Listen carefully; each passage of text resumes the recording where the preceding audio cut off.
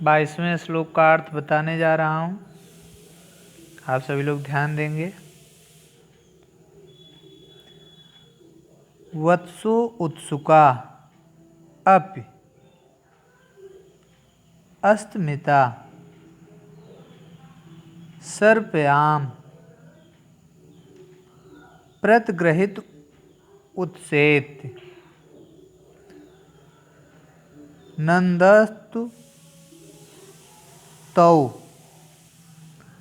भक्त्यो उपन्नेश ही तद्विदानां प्रसाद चिन्हान पुरः फलान। इसका प्रसंग देखेंगे। इस श्लोक में बछड़े के लिए उत्सुक होते हुए भी नंदिनी ने सुदक्षिणा की पूजा को स्वीकार किया। इसी का वर्णन महाकवि कालिदास जी कर रहे हैं। अब एक एक शब्द का अर्थ देखेंगे। वत्सोत्सुका अपि सा स्तिमिता,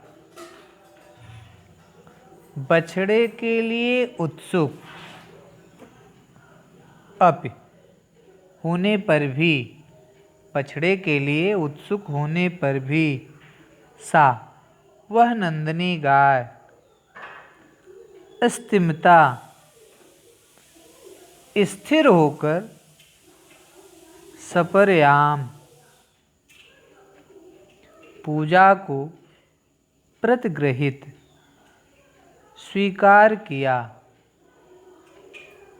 तो नंदतु वे दोनों प्रसन्न हुए। वे दोनों राजा और रानी प्रसन्न हुए। ही मैंने क्योंकि भक्त्या उत्पन्नेश तद विधानाम प्रसाद चिन्हान पुरः फलान ही, भक्त पूर्वक किए गए कार्य से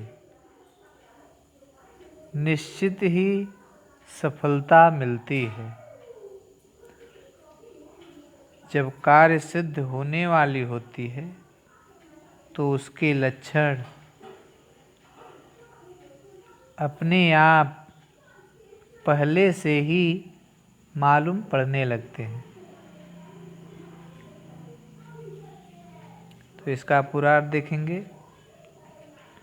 नंदिनी गाय अपने बछड़े को देखने के लिए उत्कंठित थी, उत्सुक थी। फिर भी उसने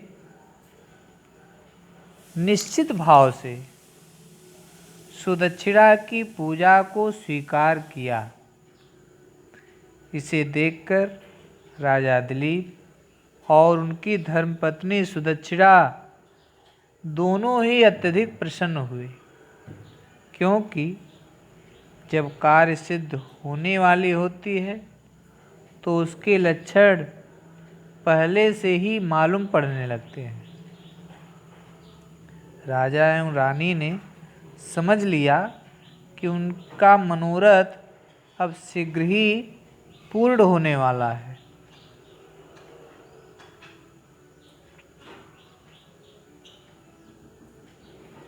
23वां श्लोक का अर्थ देखेंगे। गुरो सदारस्य निपीड्य पादौ समाप्य सांध्यश्च विधिं दिलीपः दोहावसाने पुनरेव दोग्धि भेजे भुजोच्छिन्न रिपु निषडाम। इसका प्रसंग देखेंगे। राजा दिलीप सायंकाल में गुरुपत्नी और गुरु जी के चरणों को दबाकर सायंकालीन संध्या आदि कार्यों को करके गाय की सेवा में पुनः लग गए। इसी का वर्णन किया गया है। तो एक एक शब्द का अर्थ देखेंगे। भुजो छिन्न रिपु, अपने बाहुबल से शत्रुओं को नष्ट करने वाले। दिलीप है, राजा दिलीप। सदा रस्य गुरो पादौ निपीड्य, सदा रस्य दिलीप, राजा दिलीप ने पत्नी सहित गुरोह पादौ निपीड्य, गुरु वशिष्ठ के दोनों चरणों को निपीड्य दबाए। सांद विधिम च, और सायंकालीन संध्या बंदन आदि कार्यों को समाप्त करके दोहावसाने, दूध दुहने के उपरांत निष्णाम, बैठी हुई दोग्धी गाय की पुनः भेजे, फिर से सेवा करने लगे। अब इसका पूरा अर्थ देखेंगे। अपने बाहुबल से शत्रुओं का विनाश करने वाले राजा दिलीप ने गुरुपत्नी और गुरुजी के चरणों को दबाकर वंदना करके, उनकी सेवा करके और सायंकालीन संध्या देव पूजन आदि कार्यों को संपन्न करके दूध दुह लेने के पश्चात सुखपूर्वक बैठी हुई उस गाय की सेवा करने लगे।